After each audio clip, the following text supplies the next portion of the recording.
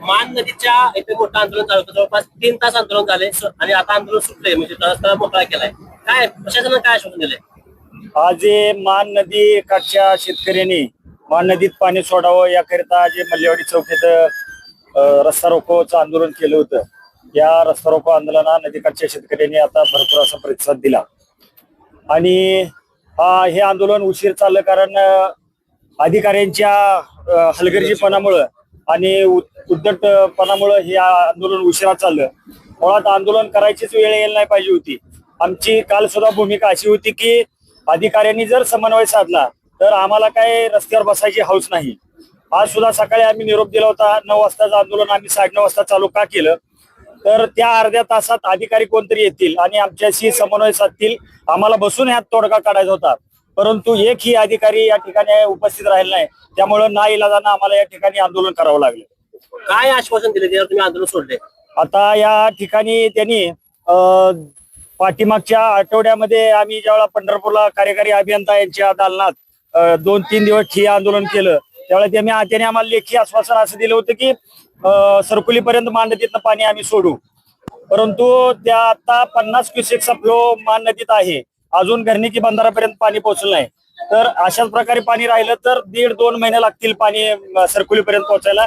हीच भूमिका आम्ही अधिकाऱ्यांना मांडली होती. कारण तुम्ही नदीचा फ्लो वाढवा, जेणेकरून डिस्चार्ज जर वाढला तर जास्तीत जास्त डिस्चार्ज वाढेल तेवढं लवकरात लवकर पाणी खाली पोहोचेल.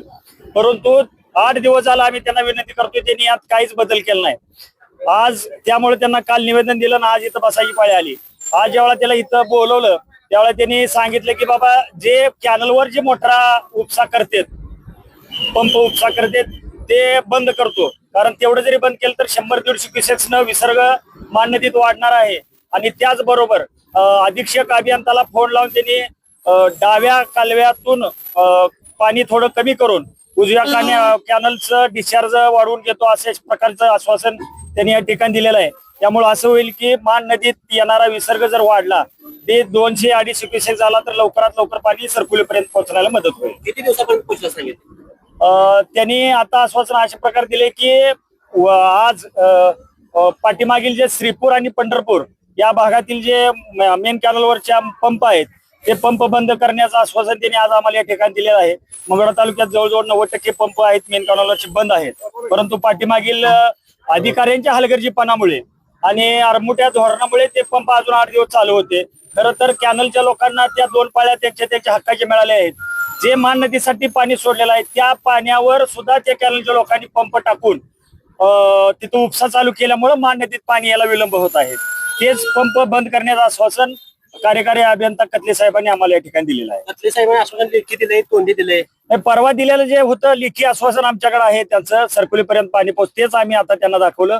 ते म्हणत होते की उन्हाळ्यातली पाळी एक आम्ही तुम्हाला दिलेली आहे, परंतु 3 मीटरनं बंधारा भरून द्यायला पाहिजे होतं. काय बंधारं त्यांनी 1 मीटरनं 1.5 मीटरनं भरून दिलेत. तेच आम्ही त्यांना दाखवलं. त्यानंतर त्यांनीच कबूल केलं की आम्हाला लेखी आश्वासन दिलेलं आहे की सरकुलीपर्यंत पाणी पोहोचवून देतो. नाही पोहोचलं तर आंदोलनाची पुढची दिशा काय असणार? नाही पोहोचलं तर जे मान नदी संघर्ष समितीचे जे प्रमुख पदाधिकारी आहे ते आम्ही 2 दिवसात बैठक घेऊ.